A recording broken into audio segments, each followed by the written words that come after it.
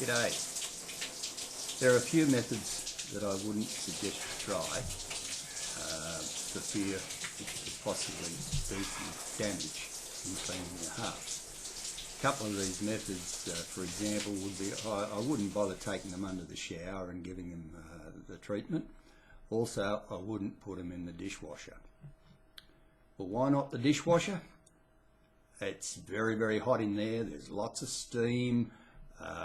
If the harp were to expand and contract, it could suck in moisture, it could do damage, and it's subject to some pretty heavy cleaning. Plus, I always take my harps apart because, as you can see in looking at a comb, a plastic comb, there are hidden channels in the comb. And were you to fully immerse a harp underwater, and particularly under pressure, these channels could fill with moisture and retain moisture. So taking them apart is what I do. Anyway, this is what I do, and I'm sure there are other cleaning methods that you all have, but this works for me and has worked for me for a long time. I've used the method for about 7 years now, and my harps come out like new. On a day-to-day basis though, just diverting a bit, were I to use a harp regularly, which I do, I clean them with Alco wipes. Now these Alco wipes you buy from a pharmacy in packets. I get mine in lots of 200. It takes a long time. I'm still on my original pack actually.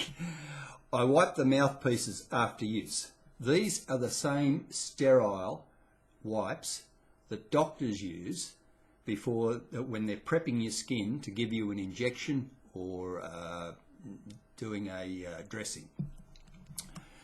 Now, depending on the use a harp gets, dictates when it needs a thorough clean.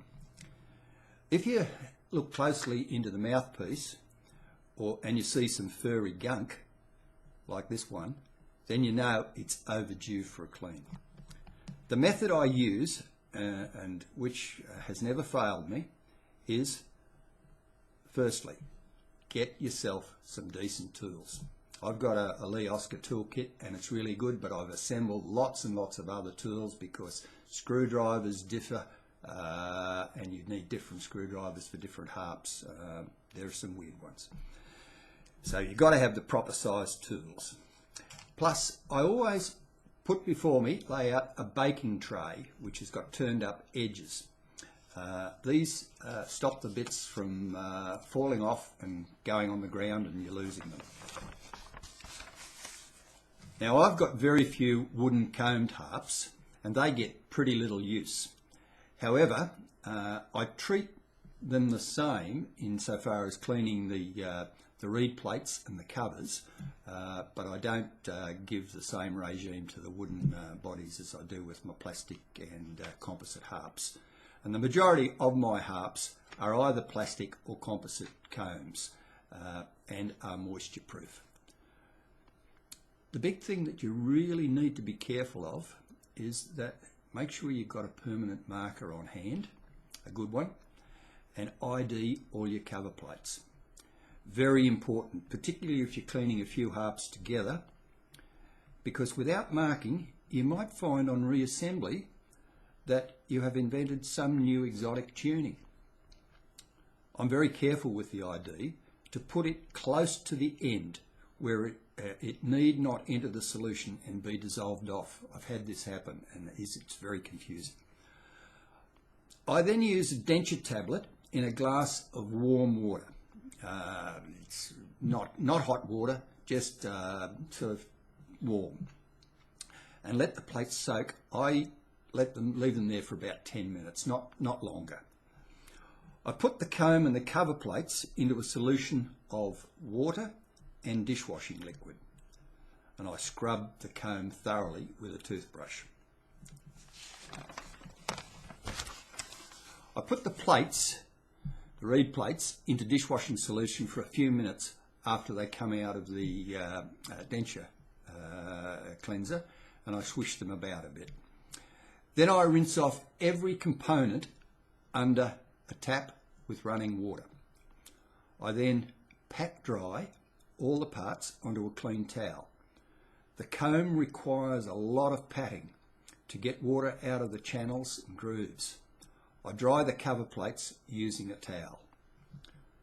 Then, using some old paper clips, I hang the comb and the reed plates in a shady breezeway and leave them there until they're dry. Then I carefully reassemble, making sure not to over-tighten any screws. Also, in putting the reed plates back on the comb, to gradually and in sequence tighten the screws.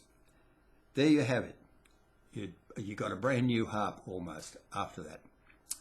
Another little hint is that I ID all my harps on the ends to know what key they're in.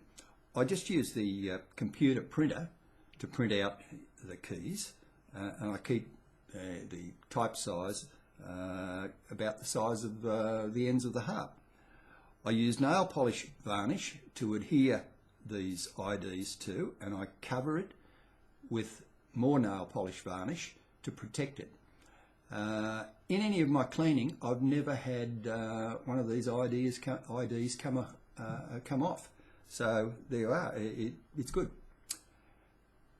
That's all, folks.